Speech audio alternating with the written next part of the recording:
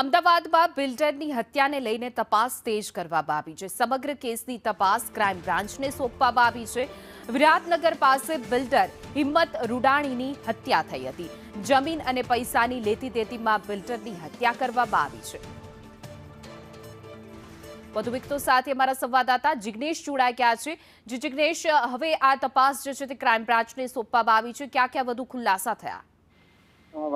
વાત કરવામાં આવે એના તો જે બનાવ છે તે અમદાવાદના વિરાટનગર 4 રસ્તા પાસે જે હત્યા કરી અને મૃતદેહ જે ગાડીમાં નાખી અને છુપાવી દેવામાં આવ્યો હતો તે મામલે તપાસ છે તે હવે ક્રાઇમ બ્રાન્ચને સોંપવામાં આવી છે। હિંમત રૂડાણીના હત્યા કેસમાં સ્થાનિક પોલીસે કુલ 4 આરોપીઓની ધરપકડ કરી છે, જેમાં ચેકિંગનો પણ સમાવેશ થાય છે અને જે 45 કરોડ રૂપિયાની જે લેતી દેતી બંને વચ્ચે હતી તેના અનુસંધાને હત્યા થઈ હોવાનું પણ સામે આવ્યું હતું અને તે માટે 1 કરોડ રૂપિયા તથા જે ખંડણી છે તે આપવામાં આવી હતી અને સાથે જ જે મકાન આપવાની પણ ખંડણીખોરોએ વાત કરી હતી ને ત્યારબાદ હત્યાને અંજામ આપવામાં આવ્યો હતો।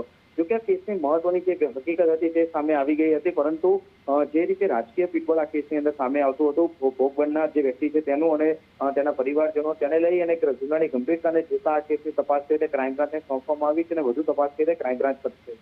જી જિગ્નેશ, સમગ્ર માહિતી આપવા બદલ આપનો આભાર।